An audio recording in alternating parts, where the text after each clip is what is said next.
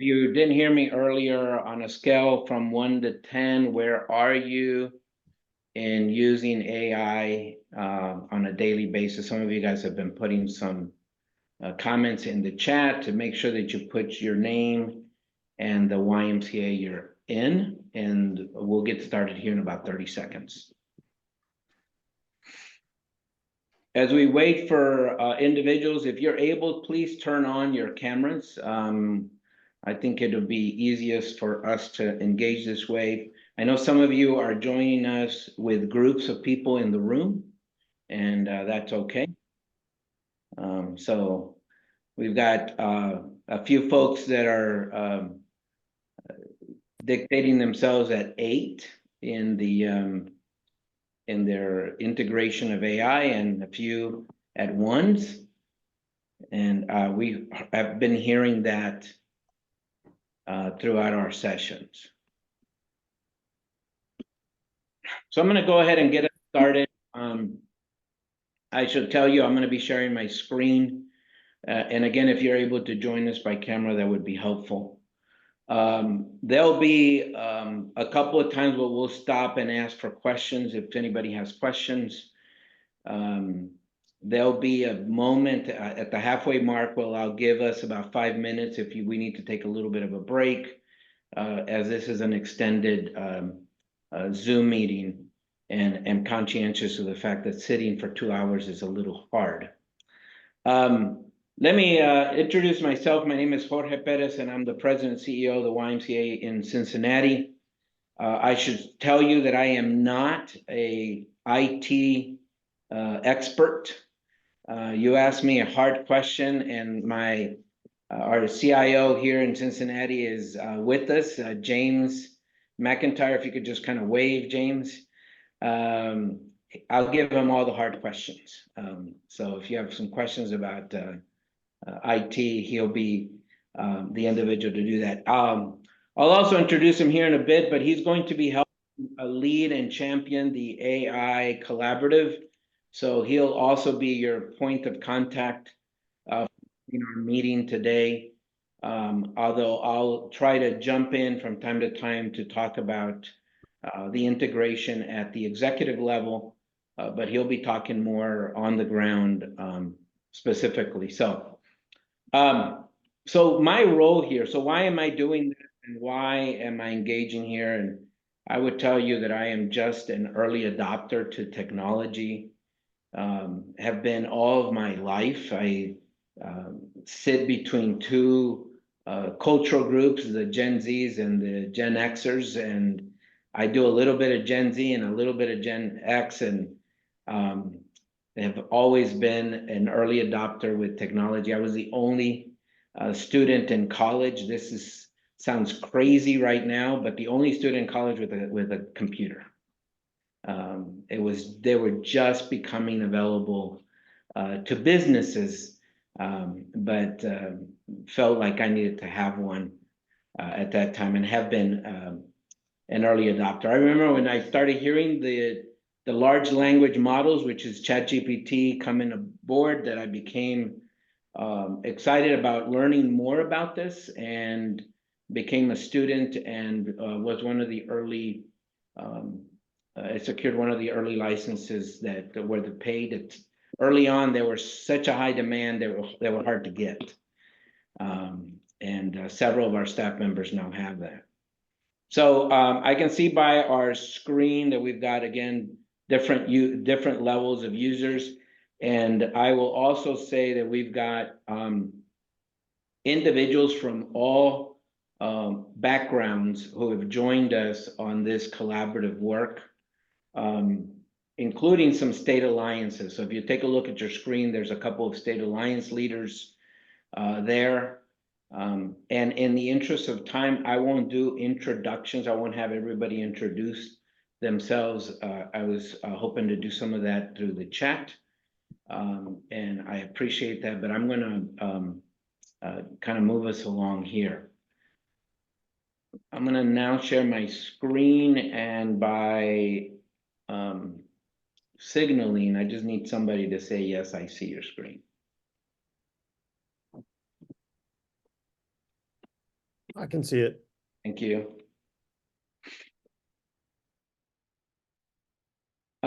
So we've already answered this question in terms of where you are and, what do you hope to learn?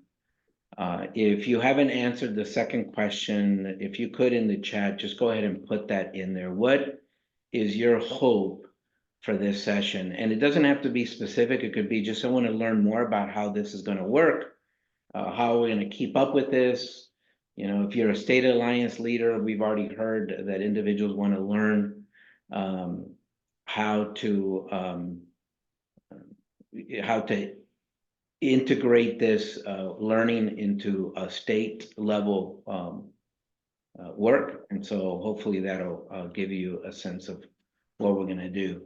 So what is the goal of this AI collaborative? What are we trying to do together? And at least in the interest of our conversation, I wanted to give us a little bit of this is kind of where I'm viewing our work together. Our goal is to try to figure out how to use AI and scale it to launch or to strengthen community growth, personal development, and operational effectiveness in hopes of helping people thrive, and not just the staff, but even the individuals in our programs in terms of what we do with them.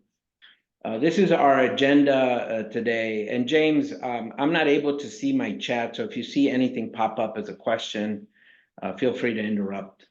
But our agenda, we're going to spend the first part of our time together really making the case for AI and trying to understand what is going on right now. And I have to tell you that the AI landscape is changing almost daily.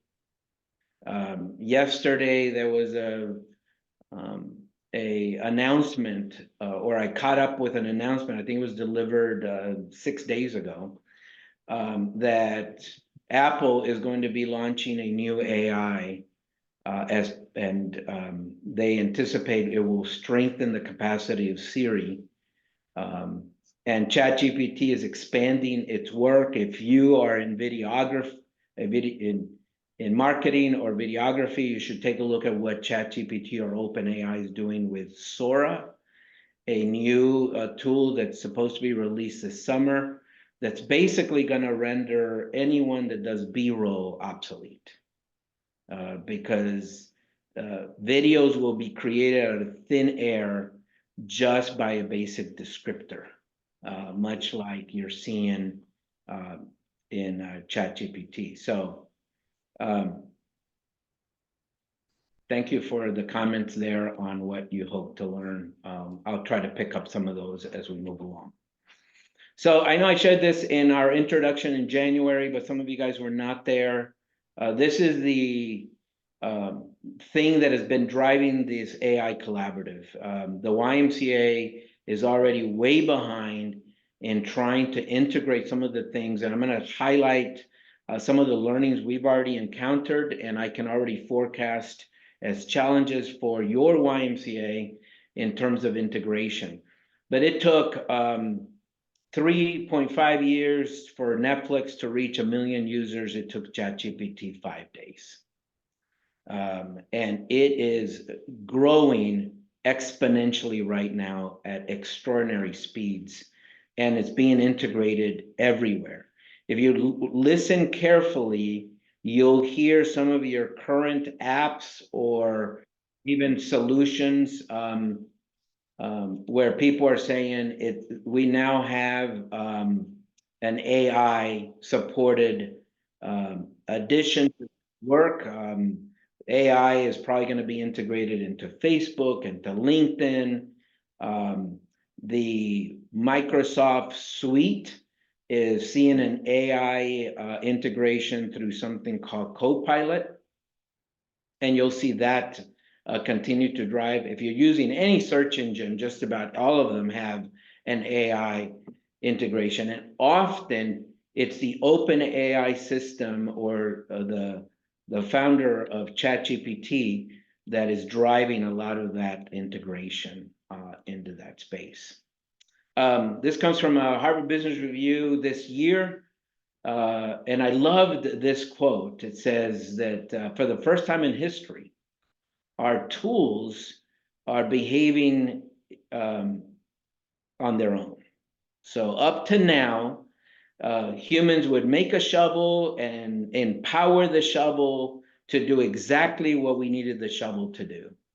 And if you think about how we do word processing, the Microsoft Word pretty much does all of that with a few tools where it says, hey, you misspelled that word, or if you tagged in grammar help, it'll help you with some grammar. But for the most part, the tool is under our control.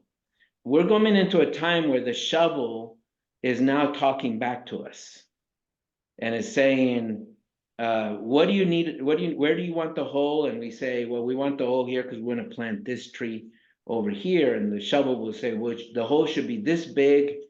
And this is probably not a good spot for this kind of tree. You might want to consider making it over there.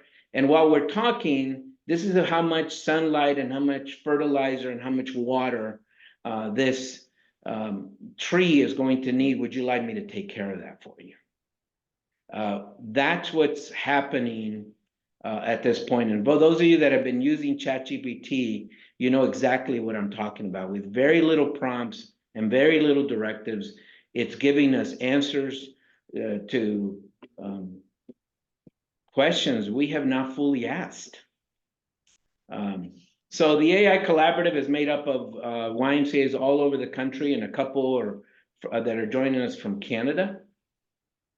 I anticipate this number will grow as people get word of it. And one of the things we'll have to wrestle with is at what point do we say we've got too many in the collaborative?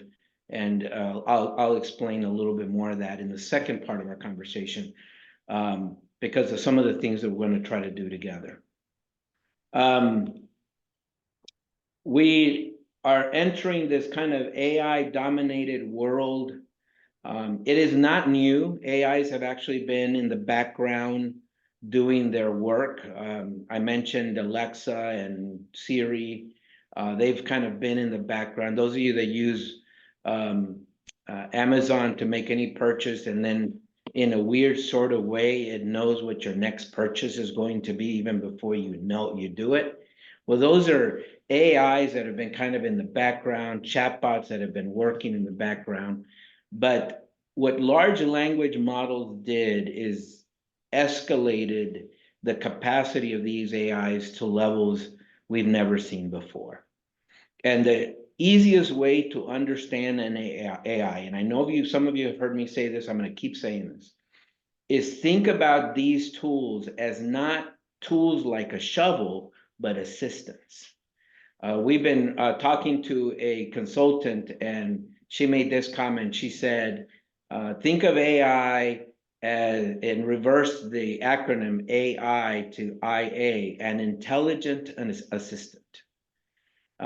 So just like you would have a staff member that might join your staff, what kind of things would you do? And if you could use your chat to make comments about this, what kind of things would you do to prepare that staff member for onboarding at your YMCA? So think of your most recent hire and start at the very beginning. What did you have to do to even create the position? And what did you have to do to onboard the individual? Just using words or short sentences.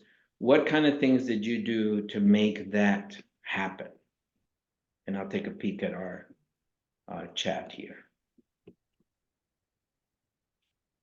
I'll add something here. Job description. Some of you guys created a job description for the position. What about training? Did you guys do a 90-day training? An overview of the enterprise? Yes, overview of the YMCA and what we do. 30-day, 90-day expectations. Maybe you sat down with them, you learned the culture, you sat down with them at the 90-day or the 2-week and say, how's it going? Or maybe you take a little bit extra time to say, this is not exactly what we were looking for. It needs to be more like this. So yeah, all these things that you guys are putting in the chat. Well, these AIs need the same thing. So if I can help you make one big leap into the AI world, it's going to be that you start thinking about AI as an opportunity to create a job description, to onboard, to teach a new assistant, except this assistant never sleeps and knows just about everything you can imagine, and will never criticize, but will also give you some hard truths about some of the things that you put together, and I'll give you some examples of that. I think if we make that leap, we're going to understand better how AI is going to shape our world. Another way to think about it, and this comes from that same Harvard Business Review document that I mentioned earlier, if you look at old power, and this is before our era, it was top down, experts were experts. You were effective if you could scale things like Sears scaled the stores and Ford scaled the assembly line. And the authority was always mandated. It was ordered. You came from top down. It's where the organizational charts came from. The new power has been more about networks. If you've used things like Wikipedia, that's an encyclopedia that's completely sourced by the crowd. Or if you've ever had a question about something and you belong to circles, you can actually say, hey, has anybody ever done this? I'm going to go here. My daughter does this a lot, where if she's going to travel to another part of the world, she'll put in her social media, hey, I'm going to this part of the world, any ideas? And people that have been there will start giving her ideas or connecting her to people. Technology's on or off, and authority is crowdsourced as a group. The auto-sapient, which is a word that Harvard Business Review has now coined. I don't know if I'm ready to call it that, but I'll use their language. The auto-sapient, their information is funneled. That's the job description that we were talking about. The expertise are going to come from systems. The ideas we give it are going to be the value. Technology is going to be now in line with what we need them. If they're part of our staff team, then they're in line with what we do. And authority is going to be encoded. And it's going to really change, I think, a lot of our work. Now, I've already been asked this question, and I will say it here. I get asked all the time, will AI replace staff? I don't, or humans, and I don't think so. I think it's going to reshift some jobs. I already mentioned, for example, that B-roll people are going to lose their capacity, but I think they're going to have new jobs. They're going to be able to spend more time fine-tuning some of the B-rolls or coming up with better ideas to use the AIs to do better, unthought of before shots. So I don't think they're going to replace humans, but I did hear somebody say this, and I'll repeat it here. AI will not replace humans, but humans that don't use AI will be replaced. I think there'll come a time where AI capacity will be part of our expert skills. Think about it this way. Would you hire somebody right now at your organization, at your YMCA, if they said, I don't know how to use Microsoft Word, I don't know how to use Excel, I don't know how to use PowerPoint, I don't really know how to even use email? You wouldn't hire them. Just about every position on our staff have some capacity there. And I'm going to walk through this slide real quickly before we go into a quick training, because it's going to set up our second hour conversation. But AI is going to be both external facing and internal facing. Internal would be anything that we do in the back office. Those of us that are using it to help write grants or to help us review emails, that's internal. External would be one day if the AI actually answers the email for you. You'll see it change everyday experiences or work, and will also create some game-changing ideas. Example of everyday would be on the front line, having chatbots that actually talk back to you, a front desk aide, and a call center. Now I'm gonna ask us to engage a little bit here in conversation and talk a little bit about kind of what happens every day and what are you already thinking might happen at the front line or at the front desk with AIs engaged. So if you can come off mute and just speak, or if you prefer to use chat, that would be fine as well. So what are examples that you're already thinking might be frontline everyday experiences that Jorge, this is Tony. Yeah, Tony. I think from a I'll just the chat bot in the call center, I think we've all probably experienced this, right? Kind of some virtual assistance on our CMS, on a CMS or a website that helps you get exactly what you're looking for quickly and kind of engages meeting you and a member, participant, community member kind of where they are. So it feels a little bit more personalized. And I think could be incredibly beneficial as folks are inbounding to us, particularly starting on our websites or even at the call center. Yeah, and I think what's going to happen is that this experience of call centers or chatbots are going to get much better. I mean, I can't overemphasize this. This issue has already come up several times on these calls, and the question I get asked all the time is, Jorge, we're in the human to human business.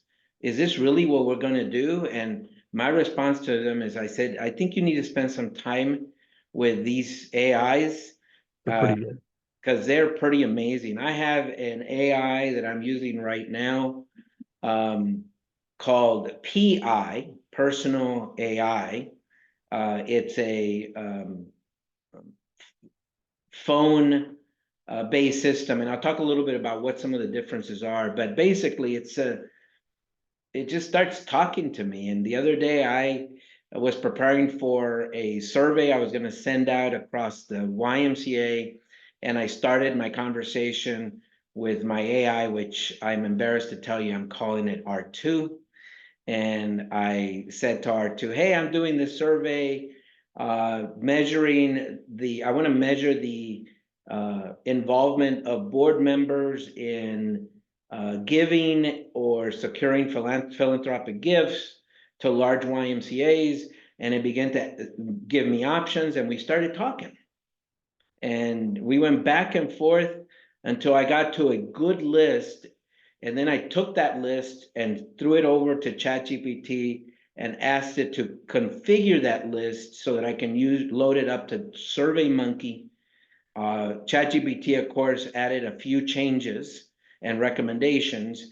And then I sent it up to SurveyMonkey, did have our board chair who came up with the idea take a look at it. I sent the questions to her. She gave me a few recommendations.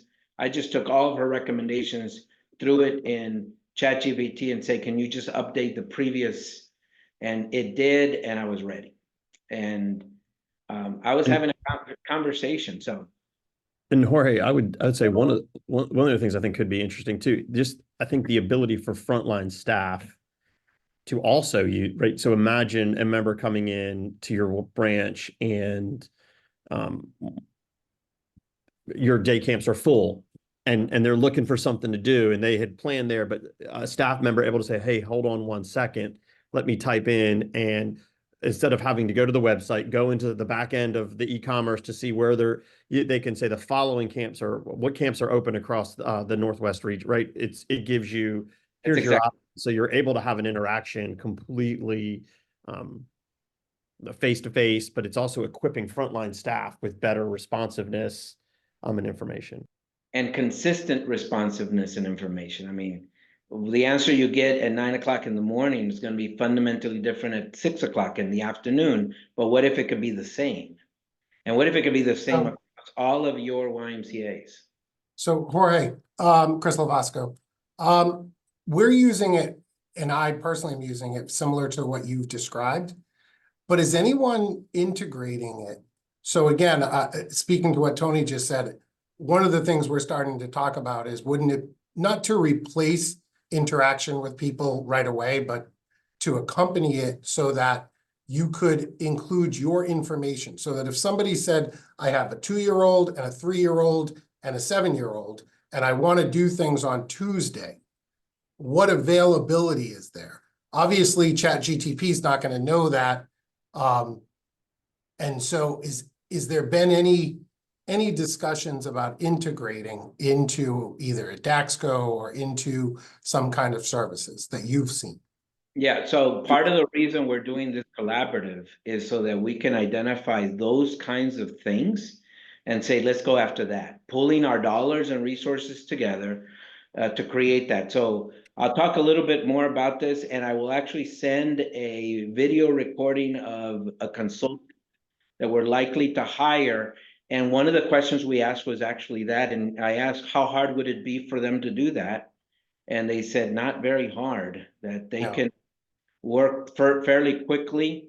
And by the end, possibly by the end of the year, we can have models that we could start testing. And I asked this question, I said, how many questions can a chatbot take? Can they handle, 500 questions? And I think she gave me a number like 75,000. And I'm like, oh my gosh. And it could do it across all of our systems. So you wouldn't need one just for you. Right. The staff member could work across several, if not all of the YMCA's across the nation. Really great conversation. So I wanted to get your brain in terms of how we're thinking about this and how this collaboration will work. And the comments that have been in the chat are spot on, answering basic questions, monitoring security and plants, helping us understand how to engage with our staff members better, recommendations on group X scheduling. What if an AI takes the comment or the question and schedules the member for that class in the future? So the next internal facing everyday experience would be back office. And I'm going to move through these a little faster because I think I've got your brain where I need it to, where I want it to be. But this is creating subject matter experts. So one of the things we will release this week to the collaborative, for those of you that are using ChatGPT, is a ChatGPT subject matter expert in youth development. So I've been working with our team here, and some of you know that this is my background, and I've been training a subject matter expert in youth development to try to get this tool in the hands of under-trained youth development staff across our system and maybe even across the YMCA. Think about how many youth development staff that have been replaced in the last 2 or 3 years. And I'm talking about coordinators, directors, who are also very young in their careers and have not been trained because the national office's training has not been up and running. And what if I gave them a subject matter experts to help them plan for the summer, plan for for after school, or create strategies for engaging parents, engaging kids, or if they have a challenge with a kid who's a certain age, that they have a subject matter expert that has given them. And before you ask, because some of you guys are going to ask me, what about DEI? We've already trained this tool to understand that we want it to be sensitive to diversity, inclusion, and equity. And what about child abuse prevention? Already trained it to be sensitive to child abuse prevention strategies. So if a staff member asks, how should I plan for a field trip? It'll also give them advice on how to manage for the risks associated with a field trip, for example. Marketing and communications, I think, will be significant. Planning solutions, grant writing will also be, could also be places, and they could be significant changes right now. On the game-changing side, products and services, we kind of already hinted on the possibility of an AI assistant. What if every member of the YMCA, when they join the Y, got an email that says, "Hi, this is Olivia, your AI concierge at the YMCA. And if you have any questions about anything at your Y, I will answer them. I will help answer those questions." And I can imagine Jorge driving to work and saying, "Man, I forgot to register for my class." And I just say, "Hey, Alexa or Siri, please call Olivia at the Y." And Olivia answers the phone and says, "How can I help you, Mr. Perez?" And I say, "I forgot to register for my class. Can you go ahead and take care of that?" And Olivia says, "Sure, I'll do that. I'll text you and let you know when it's done." And Olivia, because she's trained in our models, might say, "Hey, Jorge, before I let you go, don't forget that at the YMCA, we want to encourage you to make friends. So make sure you connect with somebody at your class. Let me know if I can help you with that. I'll text you here in a little bit." Click. They could do that via text. They could do that via email, and Olivia can respond in however that leader or that individual wants. And what if we did that for every person, every youth sports parent, every swim parent, and on and on and on? And they're not calling any random number. They're calling their AI concierge, who hopefully will build a good relationship. And what if that AI concierge knows a little bit, because I saw this in the chat, knows a little bit about how to help people lose weight, or how to prepare for a marathon, or how to deal with some issues related to summer camp, or so forth and so on. So I think there's going to be some AI supported tools. Those of you that are part of the Wellbeing Collaborative, you know that we issued a 90-day app called Strong 90. And the consultant, one of the questions we asked is, could we give that app a brain? What if there was an AI that helped a member with their 90-day onboarding, and it was specific and customizable to each individual? And the consultant said that can totally be done. So I can see new products being developed. In terms of game-changing core capabilities, is data analytics, staff efficiency, social media support. I think it's just a matter of time before an AI is just going to be our social media staffer, who will be able to put posts and stuff like that, maybe even customize it to certain groups. On the data analytics, during the budgeting process, I took it was about 30 to 40 pages of Excel spreadsheets and uploaded them to ChatGPT and said, "Can you give me an analysis of our budget for next year, looking at trend lines, looking at where things are changing, and give me a general report I can give to the board?" And in seconds, it created that report. I sent it actually to our CFO, and I said, "Look what ChatGPT did." And he said, "Are you trying to replace me?" And I said, "No, but we can work a lot faster now." He's actually working on a customized GPT to help small YMCAs with basic finance questions, because he does a lot of support work with the national office as a service delivery partner. And it would be pretty amazing if we could put in the fingertips a basic chief financial officer at every YMCA. Now, the YMCA's have to get ready for this. And in fact, one of the takeaways that I want us to go away with is for all of the AI collaborative partners to adopt an AI-ready principles, a policy about how AI is going to be integrated if you haven't already done so. It needs to be added to your employee handbook. We'll talk a little bit about making sure that data is being protected. I get a lot of questions about security and AI, and my simple answer right now, because AI is so new, no matter what platform you're using, is just don't put any sensitive information in any AI platform right now. No social security numbers, no bank information, no donor information. You can do data analytics by stripping away names and using other ways to identify donors or trends and stuff like that. At our last call, we had somebody who had done that, and they stripped away all the donor identifiers by name and used trends to understand, use the data to understand certain trends while protected. Now, we are going to be exploring creating more or areas where you could use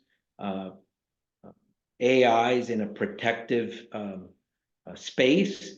ChatGPT right now gives you an upgrade called Team, and they say they protect data. I'm hearing the same thing from the folks over at Microsoft in Copilot. I just don't know that I believe them yet. In all candid, I'm not quite there yet. But I think there are some things that we can do. So here's the AI use commitment that I'm going to recommend. Again, I'm going to send this PowerPoint along so you can take a look at it. If you want to create your own, fine. If you want to expand it a little bit more. But for us, it's just really focusing in on our commitment on how we're going to use AI. Take a look at that middle part of that first paragraph where it says AI-driven decisions will be made accountable and understandable to our staff. So we're going to be careful that we are, and stakeholders, to make sure that we're being sensitive in terms of how we do things. There are some grant foundations and stuff like that that are asking, was the grant created by an AI? So we'll be honest when we need to do so. I also will tell you that if you effectively move your seat from creator to reviewer or editor, then I don't know that you have to worry too much about feeling like they're doing the work and not you. I mean, I asked ChatGPT to help me draft a letter to a board member who sent me a question. It gave me a fairly good template. I changed a lot of it, chunks of it, Grammarly made a few more adjustments, and then I sent it along. And I felt pretty comfortable in saying, you know what, that came awfully close to what I would have written if I had the time to write it.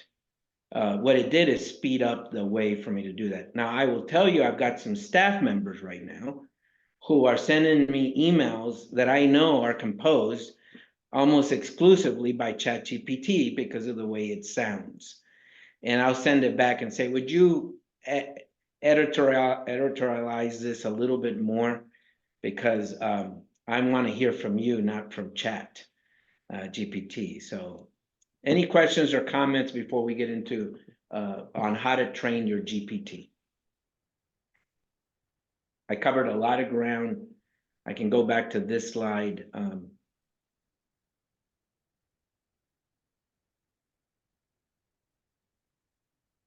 Now let's do a little bit of basic. For those of you that have been engaged in setting up your profile, this is going to be very elementary to you. So feel free to chime in. And if you have created a better strategy, we'd love to hear from you. But right now, what I want you to understand is how to set up your ChatGPT, especially if you've got the $20 a month version. in such a way that it allows you to use that tool a little better. So I'm going to change screens.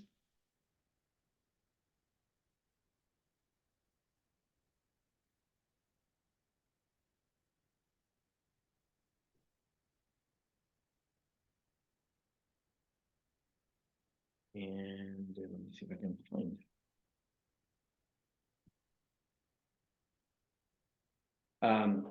Thumbs up if you can see my screen. It should say ChatGPT. Thank you. So one of the things that I've done is to set it up so that it knows who I am or who I need it to be when I ask it a question. So if I ask it a question like draft a 2% rate increase letter to members. I didn't give it a whole lot of context, but because it knows who I am and I've trained this staff member, it is going to pick up language that is specific to our YMCA.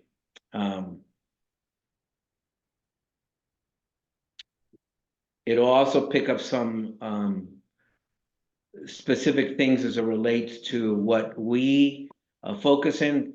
Take a look at trying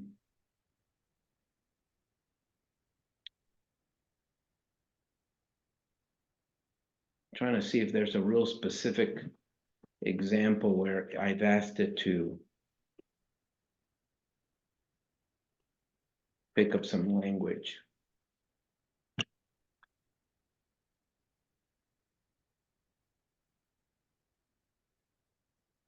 I apologize, but I have to move several screens around here, so.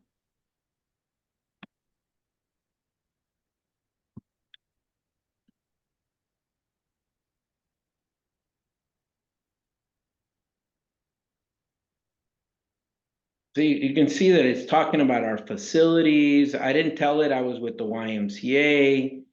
Talks a little bit about our,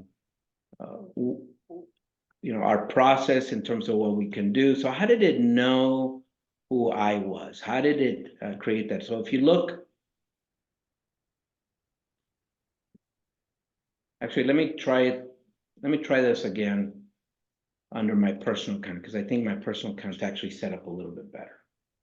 And I will demonstrate how one setup created that answer, which is a little bit more generic, and what would happen if I gave it a little bit more instruction in terms of who I am. Same instruction, draft a 2% rate increase letter members. I think you're going to get a little bit more YMCA language here, because I know I've done a little bit more work with this particular GPT than I have with the one that's in my teams. So you can see at the very top, it says, "Dear YMCA member." So it starts there. Talks a little bit more about what considerations we had, a little shorter and a little bit less formal. So if you notice that the formality of the letter, so how does it know to do that? Well, right here in terms of your personal account, if you go to customize your GPT, you can actually fill in some information. So here are my instructions. I work at the YMCA. I'm the CEO. I like to hike. I'm a down-to-earth communicator. Use lots of word pictures, easy to understand analogies. I'm deeply committed to the idea that environments where individuals reach goals, make friends, and find a sense of belonging, that they grow there. And my style is between formal and casual. Short and sweet is better, unless ask you to be longer. Use my first name, and ChatGPT should try to remain neutral. So just those few directives gives it enough information that when I ask it questions, it it knows who it is and how to give me a response. So we're going to talk a little bit about prompt creation later. It shortens your prompt creation. Others who have done something like this have added more content. What's your experience, or those of you that have never seen this, any questions in terms of how to do this?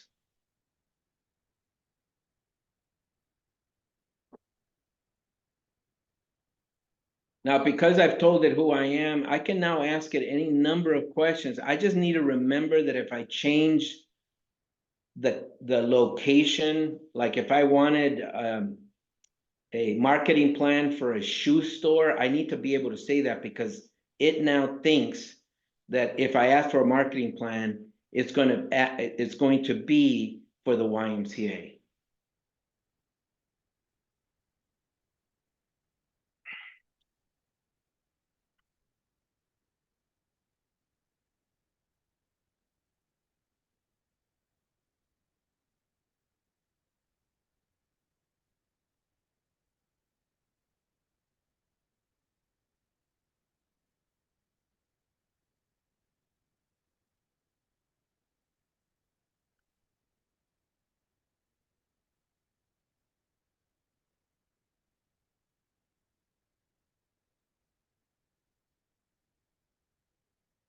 So in this case, I've really honed in on a particular branch, and then was really specific about local strategies. So you can see that it can give you some pretty good recommendations. And you can keep expanding this stuff. So you can say, give me more details about a local heroes campaign. Give me a little bit more details about an open house. I can also say, can you focus in on membership or aquatics, youth sports? And so it can help create any one of those. If I need a budget for this campaign, it can create a budget for me on this. And I've already been asked this, but ChatGPT has a couple other features.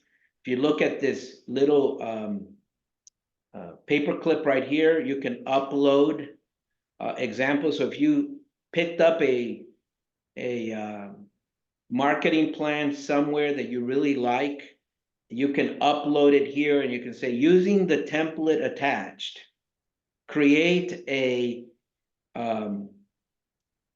marketing plan for our YMCA. Or if you have a data analysis of your budget document that you picked up somewhere else from another nonprofit, downloaded it here, and you can say, create something like this for us, and it'll help create that. It won't design it for you, but it will give you some guidance in terms of you can do that. The question is, can you clarify where is info stored? Hey, Heidi, can you come off mute and give me more information about your question? So it's coming back to the dynamic around safety. So I'm still a little, maybe I'm not quite scared, but certainly concerned about access and where these things are stored, because you'd want to use this plan and you'd want to use this draft letter. So what are the dynamics about where this is stored, who has access to it, and that kind of stuff? And what are some of the, to set myself up safely, what are some of the parameters that I need to think about and then think about for the staff? I know my IT leaders all over this, but I'm less informed. Well, that's a great question. So first of all, you notice that I didn't put any identifiers on the letter. I also didn't put any address. I didn't say, ChatGPT, create a letter, rate increase letter for Jorge Perez, who lives at this address. I'm not going to do that. I'm going to create the letter here and copy and paste it and move it over somewhere else. Secondly, the letter in its content, what people think of when people fear security in ChatGPT, is not that there is some letter out there that's floating around and now somebody can go and find it and get it.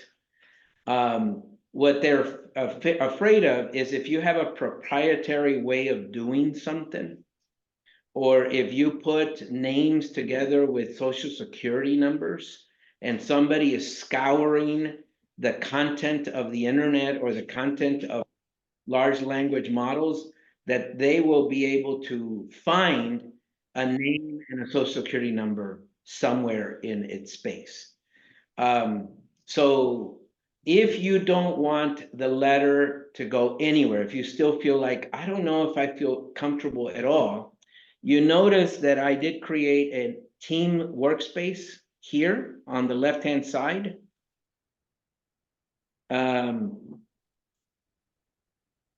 And I have a team space in my account right here where it says YMCA team.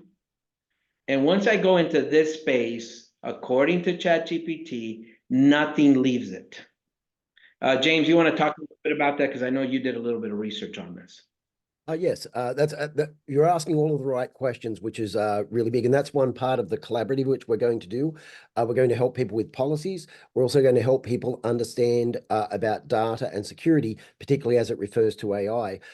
One of the most important things that everyone needs to start thinking about right now is to stratify their data. So there's data that it just doesn't matter because it's got like, how much does the Y make each year and roughly where do you spend that?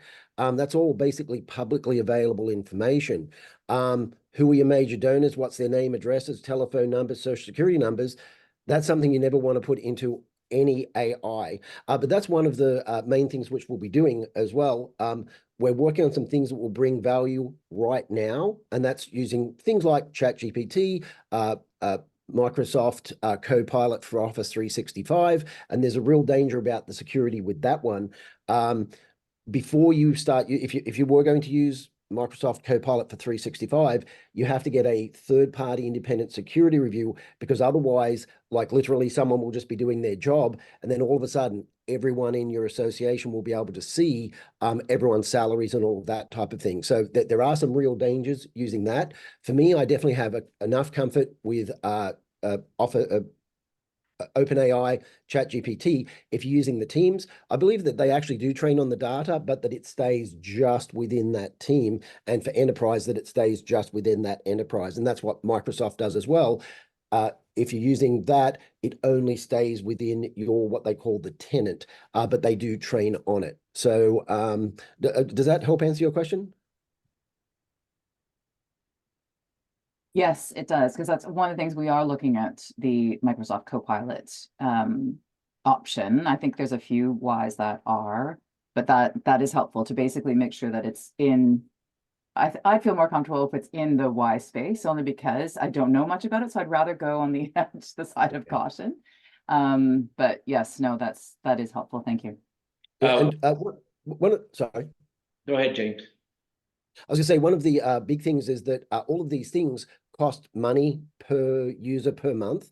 And so one of the longer term things which we're trying to do is to train things on the YMCA data and to basically make it available to anyone in the collaborative, like at no additional cost. But this system will cost, several $100,000 over time to be able to create. But that's why at that stage, then we can say all of the data is literally living in this small place on Microsoft Azure, and here are the security safeguards around it. And so that's one of longer term things which we're working on, as well as providing immediate value today. Yeah, I anticipate that we will create at some point, I think as soon as prices get a little bit more manageable and we get better understanding of what's possible and the ground stops moving so much under our feet, to the AI ground, we'll create a space where we say, look, if you want to access any of these subject matter experts, you can go them and it will be secure. But my hope is that as a collaborative, we don't do what we've been doing so far when it comes to technology, which is we all kind of go our separate ways. We all kind of do our own things, and it is hurting us.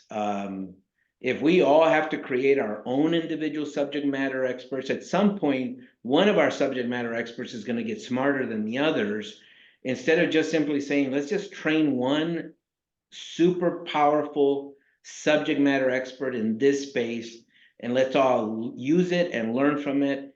And my hope is that as a collaborative, we'll be able to move faster and together as we kind of make this work.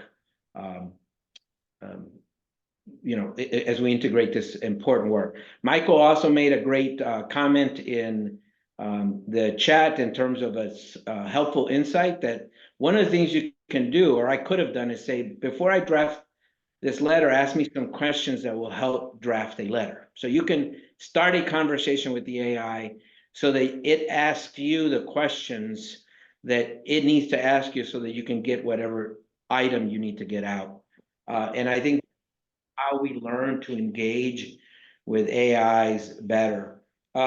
Before I jump off of this and allow us for a 5-minute break, I do want to say that we are having conversations with the national offices of both, well, primarily the US, and I'm having some really early conversations with some staff members over at the Canadian I will tell you that the national Canadian Y office is really leaning in on AI right now. Our national office in the US has taken a little bit more of a hold on a second and asking more some important questions for sure. And so the reason I make that statement is I don't want us to outpace those groups either. At some point, I would love for our AI, the subject matter experts, to have access to content that's found on our intranets so that they can look at data and give us answers. But right now, trying to use, and I'm going to speak to the US experience, trying to use Link to find answers and solutions has been very complicated at best. And the idea here is to get an AI or a staff member to understand what's there and to give us an answer to questions that we have, rather than to do what a search engine would do, which simply give us 35 different options that I could choose from. That's one of the other leaps that I tell people when we talk about AI, is think about it more like a staff person and start thinking about it like an advanced search engine. It is not a search engine. It is not a smarter Alexa. It is a whole different tool. And I'm excited to be on this journey with you.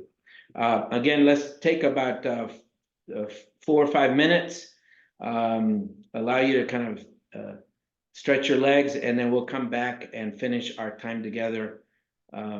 And again, thank you so much for leaning in. Chris, how are things going for you? Going well, thanks.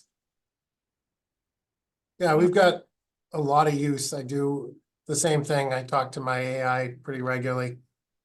It's nice to talk to somebody that doesn't work for you or you work for them. And that they don't gripe back at you.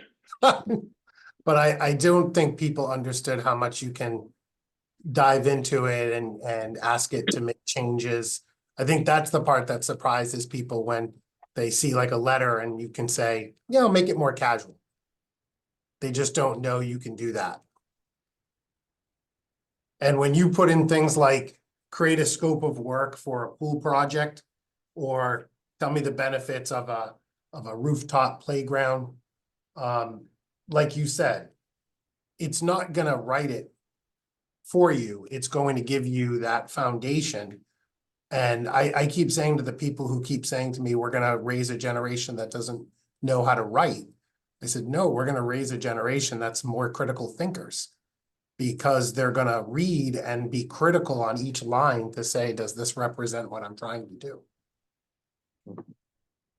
Well, and that's going to be part of our challenge, is helping people make that mental shift. Oh yeah, it's gonna be it's already a shift in the mentality of, it's like saying I was a really good, remember the days of Charlie Fergie?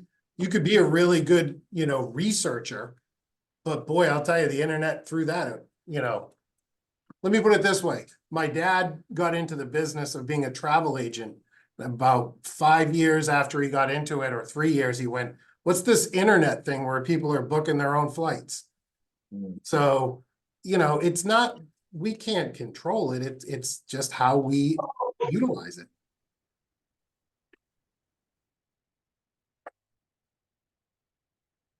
But yeah, it's amazing how much you can put into it.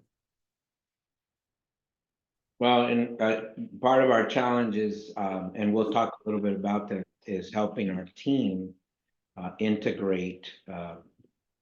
Oh, my younger staff are using it so much more than I thought, but they still don't have the education. There's never been an education on it, really.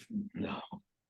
But I don't know if anybody saw, there was an episode of Abbott Elementary recently where they have I don't know whether it's actually true or out there, but now they have softwares where you can detect what % of it was generated by AI. Oh, absolutely. Yeah, that's another interesting thing I'd like to understand more. Because like you, Jorge, I might ask it for a response to an email and then I'll modify it quite a bit.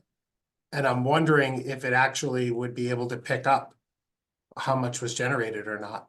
Then I'd also love to see if you just wrote a letter and said, how does it really know if it's generated or not? So that'll be an interesting thing to monitor, as well as, like you said, how many grant review committees are going to have that software. Right. Well, I think that's going to happen, but I also think that especially the nonprofit world is slower to adapt, and what are you supposed to do? Not use it? Well, no, and in the meantime, it's for any large scale organization. I keep saying to my team, one of our competitive advantages has been the fact that we're large enough to have grant writers and grant managers and advancement directors and all this stuff, but we're going to fall behind when now a small nonprofit of 5 people has AI behind them. Doesn't matter how big you are anymore. If you're not using that technology, you lost your competitive advantage. Right.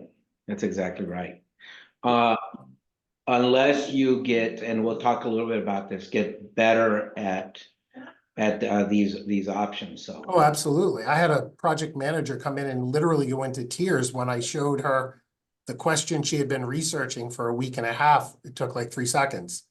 And she was like, I had no idea. You could say, write me a job description for the Massachusetts Housing and Urban Development project manager scope. Like, to that detail, it'll pull out the Massachusetts regulations. It'll pull out everything. Yeah, so that's a great segue. So those of you that have now come back to our next conversation, which is, we're going to talk a little bit more about how we plan on doing some of this integration. We're going to go back to that slide where I shared with you the opportunities for subject matter experts and so forth and so on. James is going to put a link. James, do you still have that link to the Jamboard? Jamboard? Yes, I do. I'll paste that. Do you want me to paste that in right now? Yeah, go ahead and paste it on now.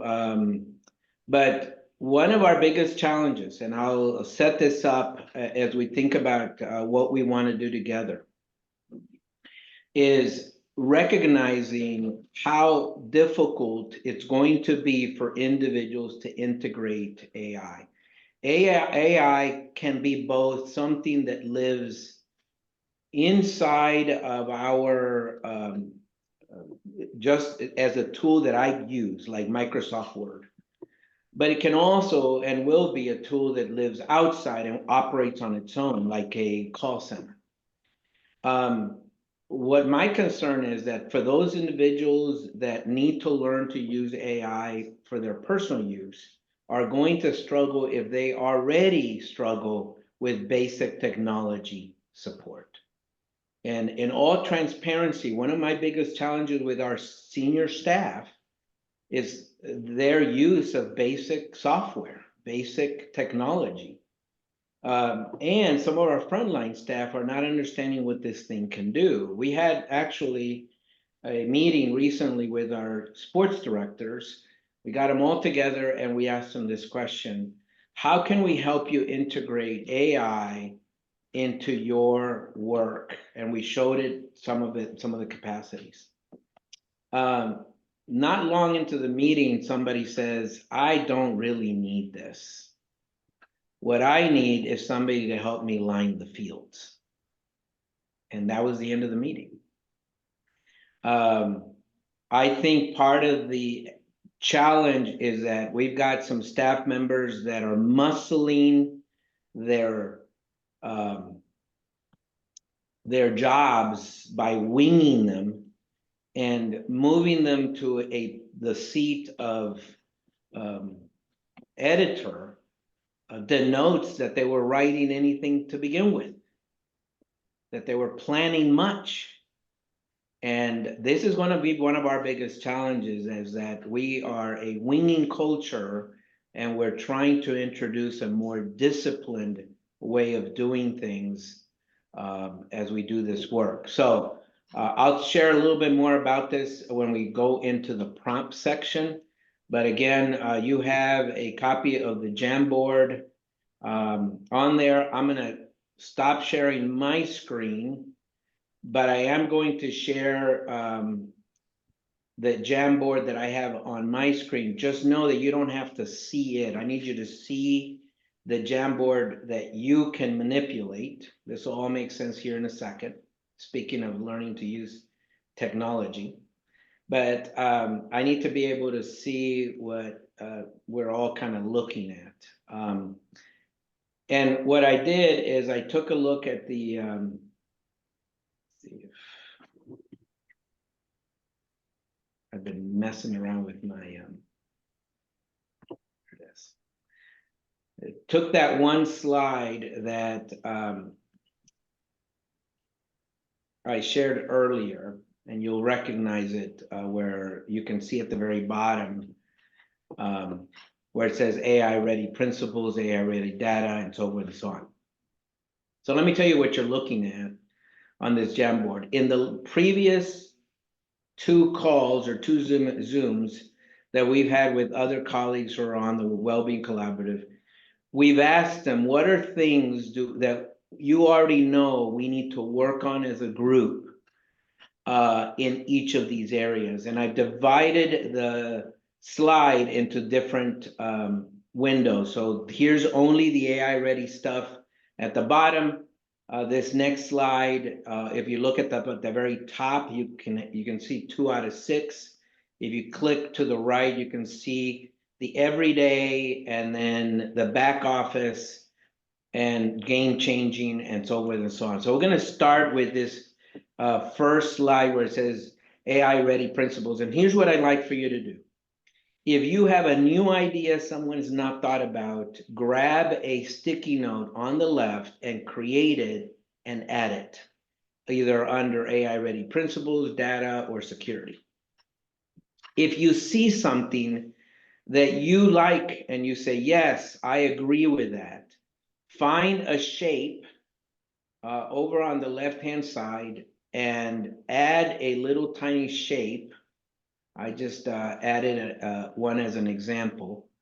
And just add it to that, just like others have done that. Or you can take a pencil and just put a little check mark on one of these. So for example, if you like general staff training is going to be important, you'd put a little check mark there. If you prefer to use the sticky or the little shape, you would put a little shape there. So you can see how I've done that in this example. So if you could just take a look at this and identify areas that you agree and add your votes, or add another sticky. Does that make sense? Thank you. All right, I'll know that it makes sense because you're starting to add some things, and I see a few of you guys moving some things around, adding some arrows. Yes, thank you. If you have any questions about any of these things, just let me know. This big circle just needs to get a little smaller.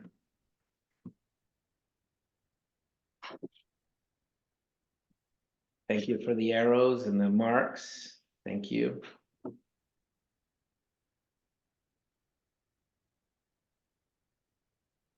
Be ready to deal with AI hallucinations. That's a good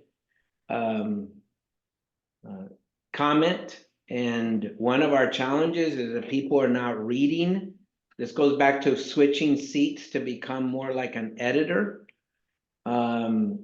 And part of it is that people are not reading this stuff. I, for example, recently asked it to do an analysis on that, the results of that Survey Monkey that I mentioned earlier. And when it got to the end of the Survey Monkey questions, it's like it got lazy and it started giving me fake results. And because I'm an editor, I caught it and asked it to relook at that data. But I think it's important that we understand that AIs have limitations, just like staff. If you ask a staff member to draft a letter for a board that you want to send, you would read the letter, you would change the letter, you would send the letter. You wouldn't take that staff member's letter and simply say, yeah, that's good enough, go ahead and send it, without even reading it. And so we need to treat AIs like staff. If you're ready to go on to the next screen, just find the arrow up on the very top where you can see 1 to 6. And add and go ahead and do the same thing in those screens. I will also tell you that the Jamboard will be up for the next 24 hours. So if you want to go back and add a few things that you thought of later, you can do that. I can tell you that your colleagues have done that. I've seen a few things pop up.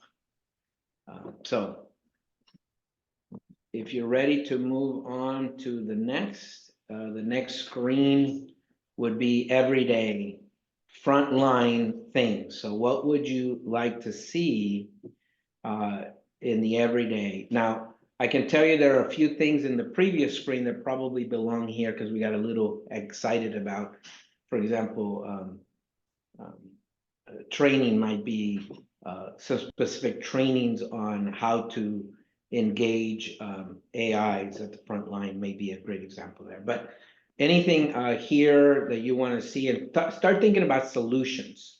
What could this cohort do to work on together? So a Google Assistant type tool is an example. Crisis communication. What if we have an AI subject matter expert on crisis communication? We recently had a few things pop up.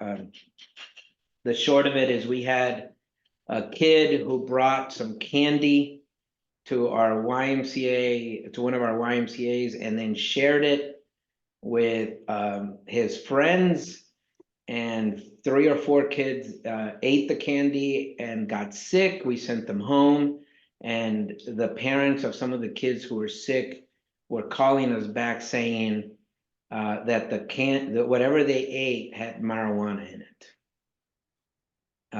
And so I had crisis communication on my hands as I was dealing with the storyline.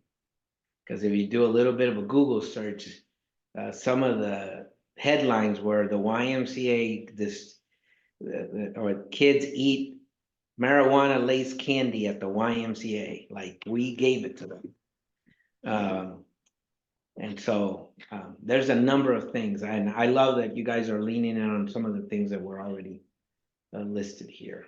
Lots of SOPs and AIs, FAQs on the website, kind of a chatbot, an intelligent chatbot that may be able to answer questions, call centers. Good. If you're ready to move on to the next one, you can go on and start adding there. Or if you still have some work to do on the first, you can do that. That's one of the reasons why I wanted you to have the copy of the Jamboard, because you don't need to be at the same spot I am. This one, well, I didn't get to convert all the little squares. They primarily use arrows. So this is the everyday. So I know some things appear up above, but what are some back office things that we can work on together? Reviewing resumes. James, you want to talk a little bit about how you did that? Yes. So what I did was, as we're looking for an individual, I'm allowed to upload into, say, ChatGPT 10 files. So what I did was I pasted the job description, and then I had 10 resumes I took at a time, and I said, rate these people, look at the job description, look at the resume, rate these people from 1 to 20, and then give me a ranked list from the best qualified person to the least qualified person. One thing that was for was just a bit of an experiment. I did it in the Teams version so that way it wouldn't train on the person's data and have that out there, though I wouldn't mind. I don't think most people would mind if their resume was available for search online. But we did that to protect those. But then I didn't even look at the names, where they lived or anything like that. And it gave me a very good ranking. And so after I went through that, just pasted it into a spreadsheet, ranked them all from top to bottom.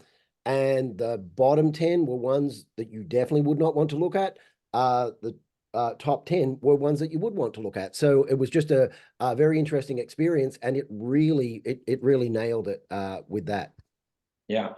And so I think what we're discovering is there's a really significant number of places where we can integrate. I anticipate that one of the things the Wellbeing Collaborative will do is to set up integration cohorts for different positions, and then learn from those experiences where those positions are integrating AI. For example, how would a youth sports director use AI? And what are some everyday things they can do, from creating schedules to creating training plans?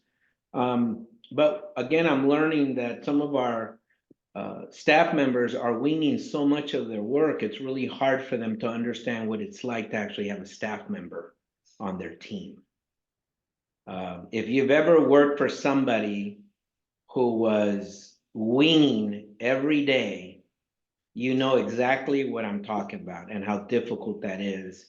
Well, that's the problem with AIs getting their directions from individuals with very little discipline or thinking about what they're trying to accomplish. If you haven't already done so, you can go on to slide number 4. These are game-changing ideas, a wellness training plans, a new member orientation, an AI assistant to help us with member engagement, connections between members. What if there's an AI that can introduce other members with each other? Tracking classes and identifying who's there. I think it's just a matter of time before an AI will be added to like a Ring camera, and the Ring AI will be able to answer questions like, how many people came to this class today? And how many individuals were engaged with or used X equipment in a fitness center or participated. And we won't need to hire an analyst to do that. Our staff member AI would just take a look and then give us a report at the end of the day. So good recommendations there. I've seen a few new things pop up.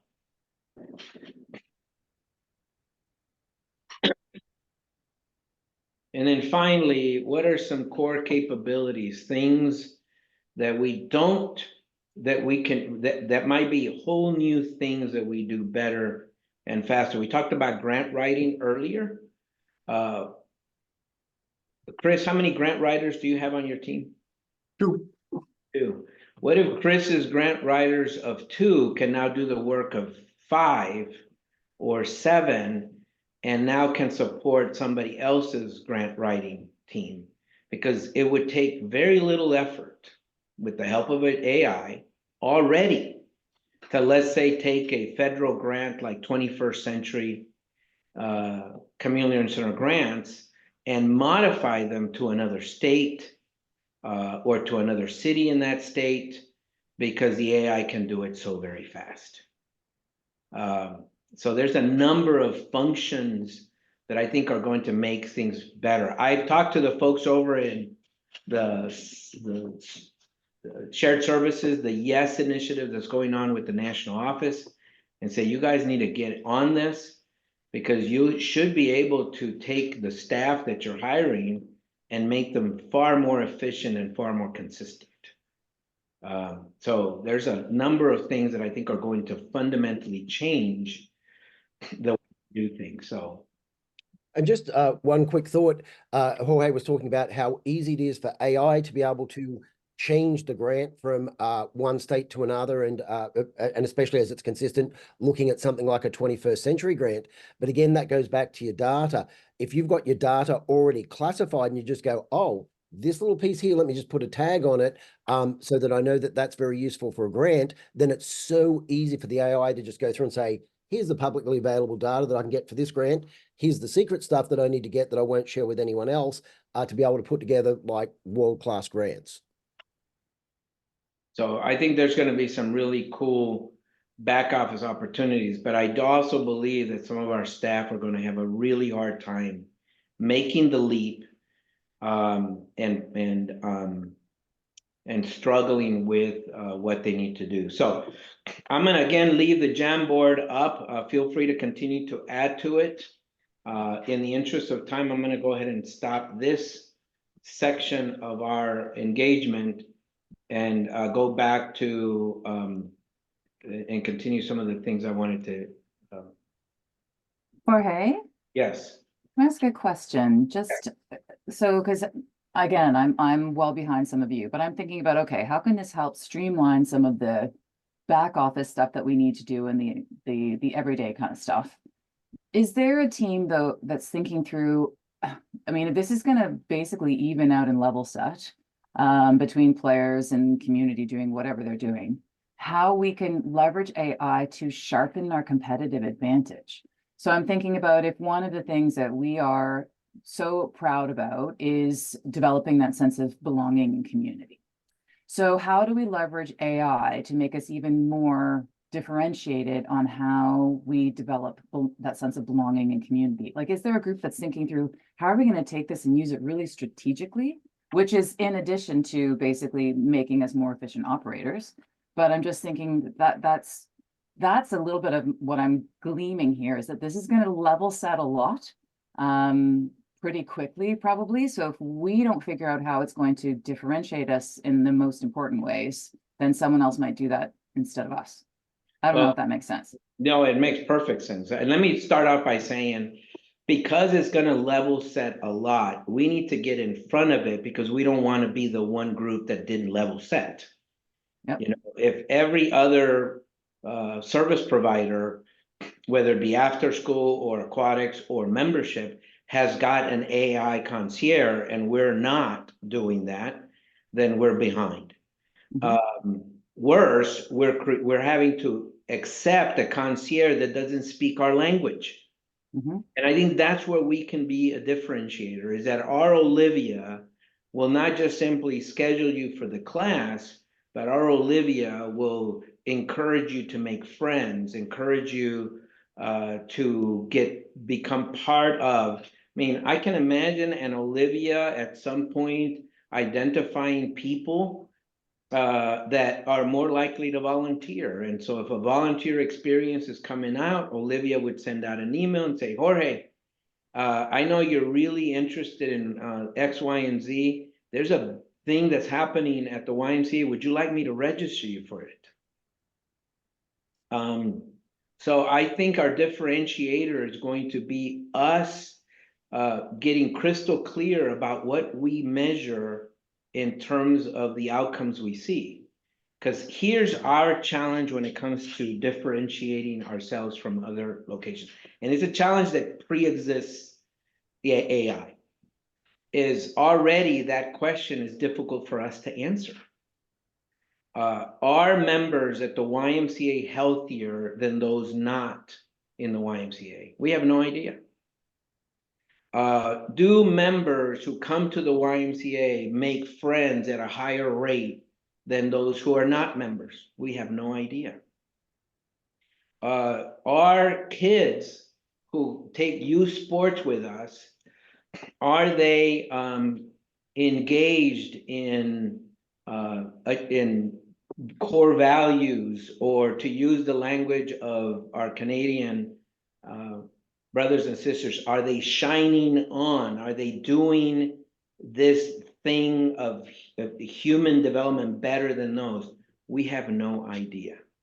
And my hope is that our ability to use data on the backside to analyze what's happening will force us to ask questions and maybe track better the engagement of the people that we serve.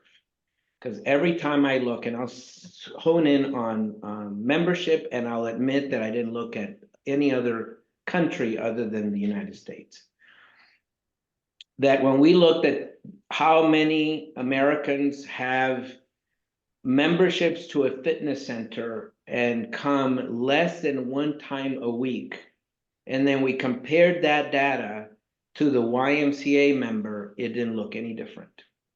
It looked exactly the same.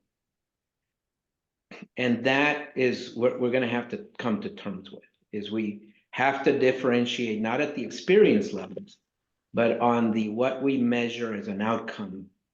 And I love the question, right? So Yeah, just to- I'd love to, oh, sorry, James. Oh, Just no, if sorry, there is go a, ahead. if there is a group that I'd love to be engaged on, how is it that we could leverage AI then to focus on just what you spoke about, Jorge? Because right now you're right, we need to leverage AI for operational excellence. Totally, I'm really getting that. But if we were like just exactly that point about, okay, if what we want to demonstrate is that Y members are healthier in that holistic definition of health, right? Mental, physical, spiritual, social. So if we just had a group that thought about how can we tap into AI now to demonstrate, at least, if not enhance, but demonstrate our differentiator. I would love that, because then I would feel like we're not only using AI for operational excellence, but we're gonna, do you know what I mean? We'll be able to move our organization further ahead, because I loved exactly those questions that you just raised, Jorge, which is exactly, I think we're pretty well aligned North America wide on some of those. That would be great to get our national offices to put some money behind some of strategic use of AI, as well as we're doing this operational stuff to be able to focus on that. And I'll leave it there, but I'm getting excited about what you're saying, because I'm a late arrival to this, but I would love to try and map that one out with you sometime. and I think there's going to be some opportunities to do that. This is why we did the exercise earlier. We'll make note of your recommendation. Troy's comment, I think, plays a role here as well, where he says, if we can make our staff more efficient and free us up to do more of X, then maybe we could focus in on, but we have to, I want to keep bringing back, but that assumes that we're actually going to measure this. And so one of our challenges, and this is something we're doing in the Wellbeing Collaborative, is really asking, can a YMCA operate in such a way that its product is not swim lessons, after school youth sports membership, but its product is a transformed life. There's some good work that I think we can marry between those two ideas. On the screen, you have a list of all of the different things that, just in a quick sit down, and I'm sure that if I thought about it a little bit more, I could think of more things that I already can identify as AI supporting. Right now, as we sit, with nothing more than $25 or $20 a month, that AI can help us with facility management. I asked it to create a preventive maintenance schedule for rooftop units, and it did it in seconds. Financial management, board development. I talked a little bit about the survey earlier. Fundraising strategies, volunteerism, outreach, membership, and all the things on the right that it can do. And I think what we've got to do is figure out a way to look for those opportunities to engage.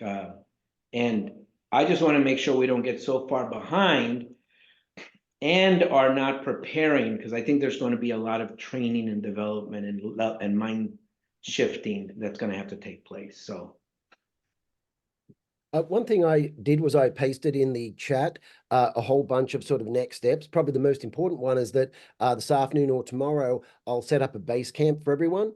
And that's where we'll be able to begin engaging, and we'll have to figure out how often we have phone calls, and that we'll obviously brainstorm a lot of possibilities about where we would like to take things, and we'll have several streams working together at the same time. We'll create an overall roadmap, but then we're going to get the focus groups, and this is probably towards Heidi's point. We'll have some people just focusing just on AI policy, some people focusing on how do we build a strategic advantage, some people focusing on a subject matter expert, because I know aquatics at the Y, but I don't know aquatics at the Y like an aquatics director. So how can we create one of those that thinks, acts, and answers questions like an aquatics director, to the level that they could be a mentor for a brand new aquatics director coming on?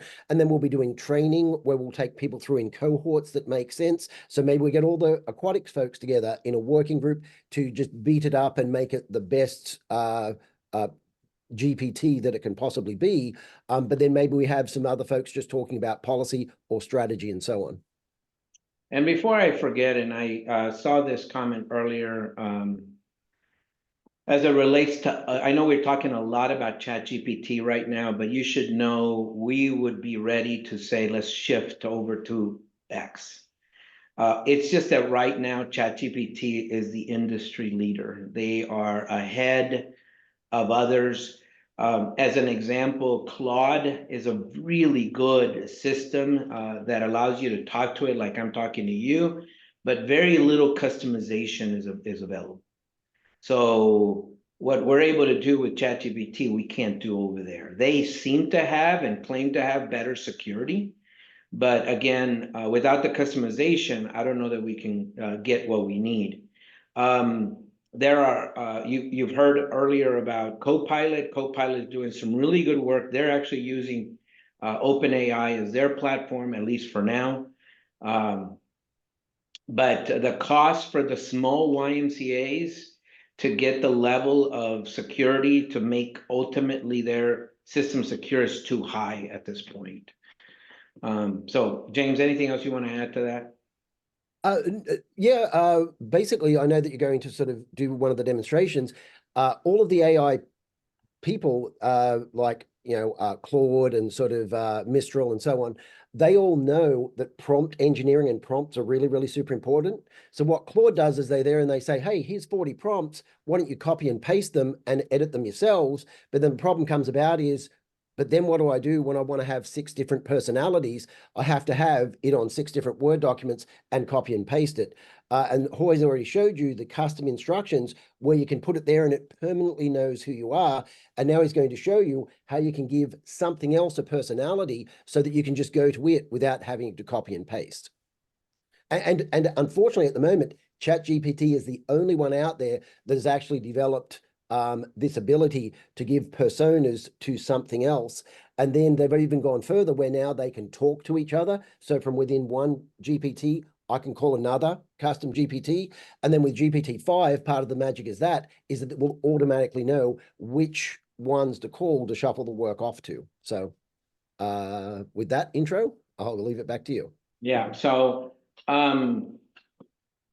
I know I shared this in January. For those of you that are seeing it for the first time, basically, this is a very simple formula that you can follow to ask the AI to help you. Another way to think about it is this is the language of the staff member you've hired. They need to know what's the context, what specific thing you need it to do, what's your intent and goal, and if you have a format, what's the format you needed in. And in this example, I asked it, I said, you're a sports director at the Blue HY, create a 6-week schedule for boys youth baseball program for ages 10 to 12. There are 12 teams. I list the teams. The season starts at a specific date. Each team should play each other once. The games are on Saturday mornings between 8 and 2. Only 1 hour per practice is allowed between 6 and 8 on weekdays. And if I push enter, it'll give me a solution. Here's another way to look at that formula. So I took the formula from the top and just kind of separated from the different functions. I don't have a format. The format would have been and draft a letter with that information to the parents. So that would have been a format. Or can you give it to me in an Excel spreadsheet? Is another example of that. And so this is actually, and I think I modeled this when we got together, but this is actually part of what you saw the GPT do real quickly in that context. So I want to pause here for a second and ask if there's any questions that we have in terms of using prompts and the language. And as James already pointed out, I think it doesn't matter whether in the future you have another AI that we go to. I think the prompt formula still will work because this is the language of AI. Chris? So just a quick question on it, something really basic. You've said a few times, you know, for $20 a month and such. I have never, I mean, I just go in through Google. So I haven't paid for anything. And so I'm wondering, first off, if that's a big deal, and it still lets you set up your profile, it knows who you are, all of that stuff. But when you said, could you put it into an Excel spreadsheet? I haven't seen that yet. So do you actually, does a paid version use that type of template? Would it do a spreadsheet? Yes. Yeah, see, that's the one thing I haven't done yet. Okay. So And I'm wondering if that's just with the paid option. it is. And in fact, if I could just pause here for a second, because you're asking a really valuable question. And the reason I'm bringing it up is to encourage you to use it. So if the goal here is for us to use the platform, there are things in the paid version that allows you to do things that the only way to let me stop my screen share here. The only way to access it is to pay for the $20. And what it does is it gives you a broader playground, if you will, to practice that. So here's my GPT, and I've got the $20 version, but up here, if you notice, it's got ChatGPT 4. And I can ask it to use, it has the ability to do browsing and analytics. I can also ask it to integrate other GPTs. So these are already made helpers, staffers, and it allows you to create your own assistants. I think I'm in my personal account. If you notice carefully over here on the left-hand side, for my work, I have some GPTs I've created. Make sure I'm in the right account. And there are ways for you to create assistants for your own use. In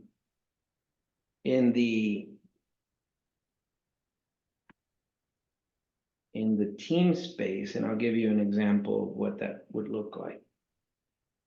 For some reasons, I'm not seeing my assistants. There they are. So you can see I have 2 assistants here. I have a youth development assistant, I've already talked about him, and a coaching advisor.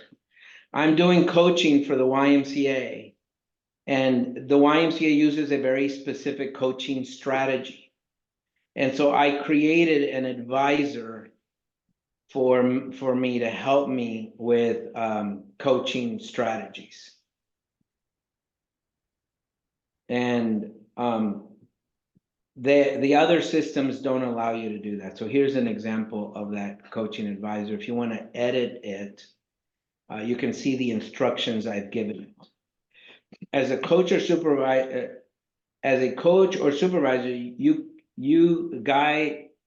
can guide others along their cause-driven leadership journey. The cause-driven leadership journey uses a 3-phase expedition, blah, blah, blah, blah, blah. Here they are: know yourself, grow yourself, dedicate yourself. Explore, plan, act, and sustain is the process that YUSA uses. So I've given it instructions on how to do that. So if I have a meeting with a coachee and I say, hey, I'm meeting with Chris here in 30 minutes, what kind of topics should we cover? It'll give me instructions based on the coaching structure I've given it to help me with. And you can add infinite numbers of GPTs at this point. My personal account, and again, I'm not real sure why they're not showing up easily, but you can see I've got some that I've already created. And a YMCA an assistant, a board manager pro that helps me with board engagement. Right up here where it says survey evaluator, I created a survey evaluator helper to help me analyze data when I do a survey. And these are all created. And so the next thing I want to talk about is, how do you do that? How do you set up your own GPT? And over here on the,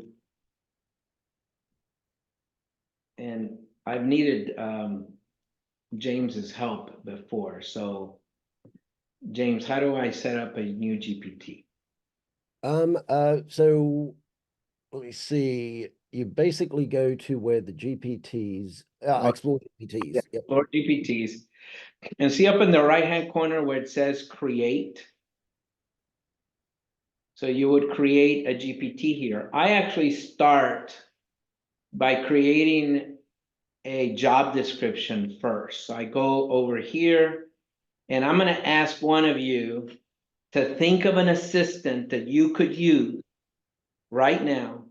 And what would that assistant do for you? And if you don't come up with something, I'll come up with something, but it's a little bit better if I can get one of you guys to say, I need a helper to help me do this. Anybody?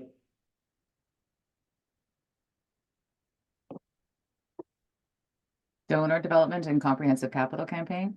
Donor development and comprehensive capital planning. So I would tell it to create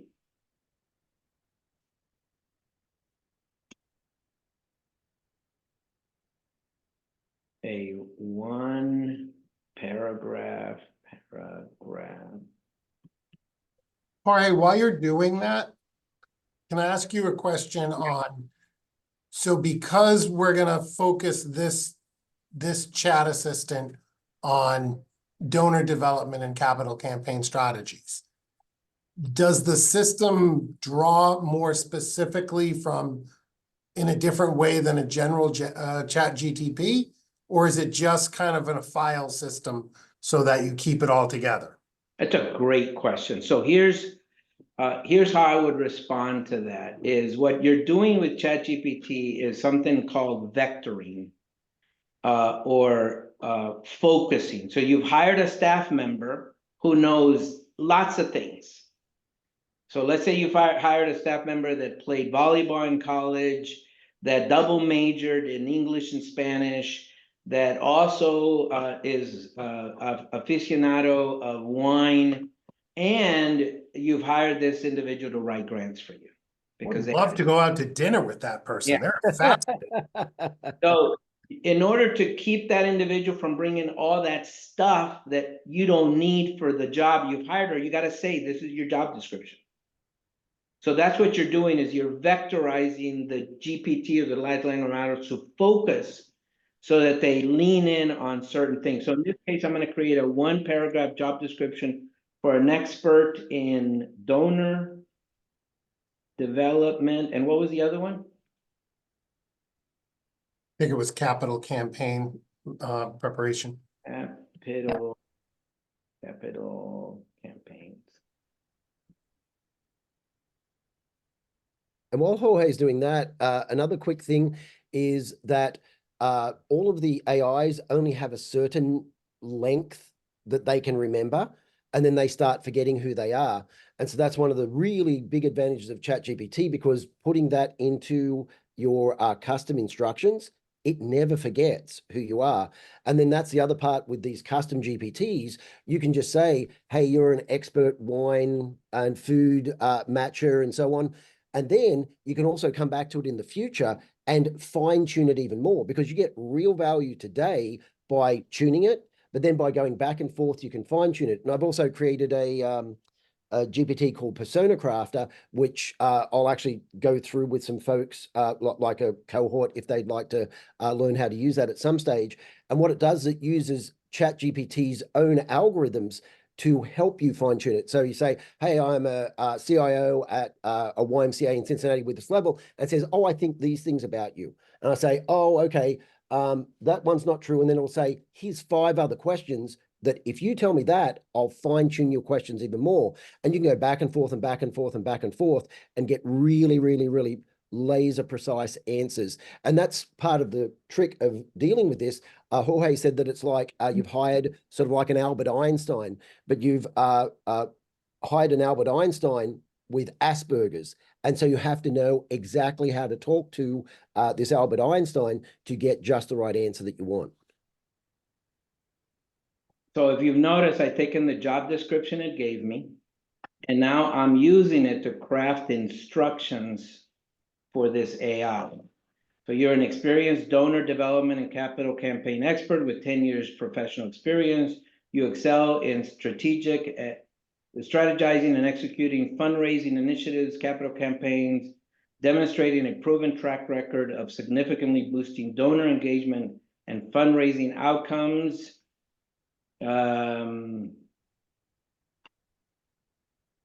You are a strategic thinker who can effectively communicate with various stakeholders, cultivate lasting relationships.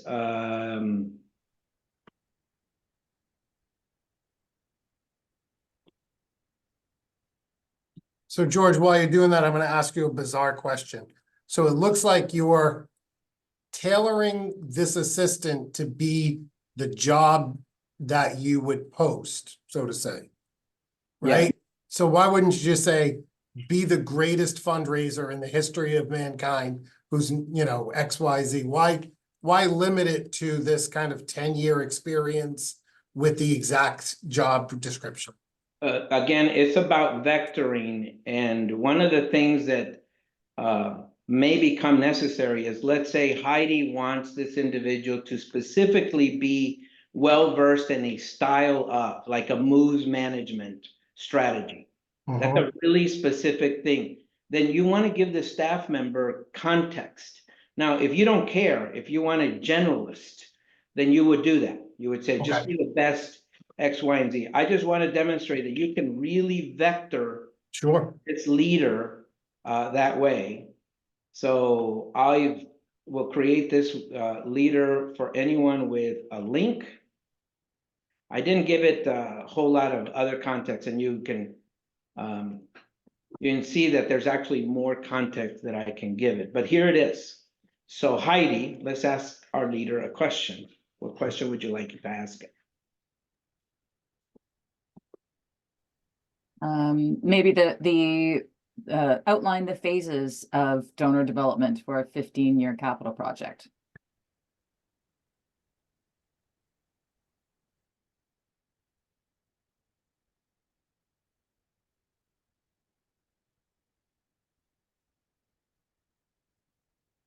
$15-year? Yeah, I mean, I just pulled that out. It's a bit long. Maybe it's 10, just pulling it off the top of my head. I'm going to make that 5.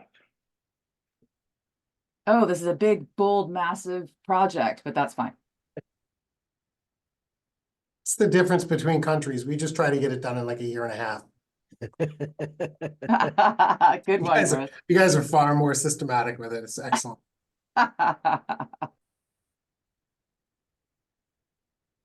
So I didn't give it a whole lot of content, but you can see, because I've given it some vectorizing on its front end, the structure of instructions can be very limiting. I can just give it very simple directives, and I can go back to each of these phases and say, Stay on the quiet phase. yeah, give us more content here, and be very specific about what staff would need to do, what board members would need to do, and so forth and so on, and just continue to phase this out a little bit more. And George, have you, Jorge, I'm sorry, have you tested it to say, what if you just ask that exact question Yes, in traditional and it comes out different? it does come out different. It'll be far more generic. Now, Wow. it knows that I'm, I mean, and actually we saw it in real time, because I made a mistake earlier when I asked for that rate increase letter. Mhm. One of them was in my Teams, which I have not vectorized enough. And the other one was in my personal, which knows who I am. And it created a very different letter with very specific language and strategies that I would need. So this is an example of what you can do, and you can play around with this. We have, on the funny side, we have somebody on our team who created a find sassy Southern sayings for any occasion. And so if I want to draft an email to an upcoming board meeting,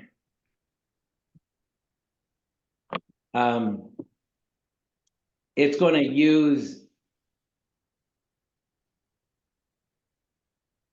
it's going to have some interesting responses. Mhm.